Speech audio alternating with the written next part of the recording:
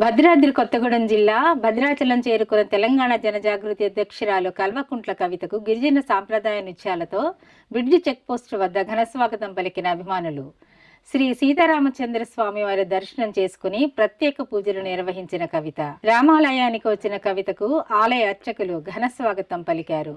గర్భగుడిలో ప్రత్యేక పూజలు నిర్వహించిన అనంతరం శ్రీ లక్ష్మీ తాయారమ్మవారి ఆలయంలో వేద పండితుల చేత వేద ఆశీర్వచనం అందించి స్వామివారి లడ్డూ ప్రసాదాన్ని జ్ఞాపికను ఆలయ అర్చకులు ఆమెకు అందజేశారు. రామాలయ అభివృద్ధికి తన వంతు కృషి చేస్తానని ఆమె తెలిపారు. అనంతరం స్థానిక కేకే ఫంక్షన్ హాల్లో ఏర్పాటు చేసిన 5 గ్రామ పంచాయతీల ప్రజలతో కలిసి ప్రత్యేక సమావేశానికి కవిత హాజరయ్యారు. జై తెలంగాణ. అందరికీ నమస్కారం. ఇవాళ భద్రాచలం శ్రీ రాములవారి సన్నిధానంలో ఉన్నాము.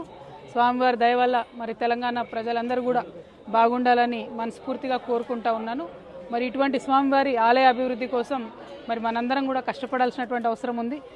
ఇంతకుముందు పర్ణశాలకు సంబంధించి ఒక 50 కోట్ల రూపాయలు ఇప్పించుకోగలిగాం, కానీ మరి స్వామివారి ఆలయానికి అదేవిధంగా మనకు పొంచి ఉన్నటువంటి వరద ముప్పుకు సంబంధించి అదేవిధంగా భద్రాచలం గ్రామంలోనే మరి దాదాపుగా 5 చుట్టుముట్టు ఉండేటటువంటి గ్రామాలు, ఆంధ్రాలో విలీనమైనటువంటి గ్రామాలు, వాటి కోసం చేసే పోరాటం కానీ ఇంకా ముందడుగు పడవలసి ఉన్నది. దానికోసమే ఇవాళ మరి 5 ఊర్లను మరి మన తెలంగాణలో విలీనం కావాలని చెప్పి ఫైట్ చేయడానికి వాళ్ళు ఇక్కడికి వచ్చినాం. మరి ఆ స్వామివారి ఆశీర్వాదంతో, ఆ ప్రజలందరి కోరికతోని త్వరలోనే 5 గ్రామాలు మన తెలంగాణలో విలీనం అవ్వాలని, భద్రాచలం పట్టణం ఇప్పుడు కొత్తగా వస్తున్నటువంటి ప్రాజెక్టులన్నిటి నుంచి సురక్షితంగా ఉండే విధంగా పెద్ద రీటైనింగ్ వాల్ కట్టుకోగలగాలి. మనం స్వామివారి ఆలయాన్ని కాపాడుకోగలగాలి. మరి చాలా పురాతనమైన చరిత్ర కాబట్టి ఈ ఆలయాన్ని కాపాడడంలో ఖచ్చితంగా వారికి భక్తురాలిగా నా వంతు సహాయ సహకారాలు చేస్తాను, నా వంతు పోరాటం నేను చేస్తాను. ఆ తొలి అడుగు కోసమే ఇవాళ ఇక్కడ భద్రాచలంకి వచ్చినాం.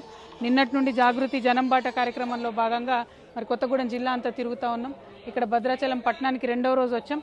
ఖచ్చితంగా రాములవారి ఆలయానికి ఎటువంటి ఇబ్బంది రాకుండా రీటైనింగ్ వాల్ కట్టించడంలో నా వంతు పాత్ర ఉంటుందని తెలియజేస్తూ థ్యాంక్ యూ. జై తెలంగాణ.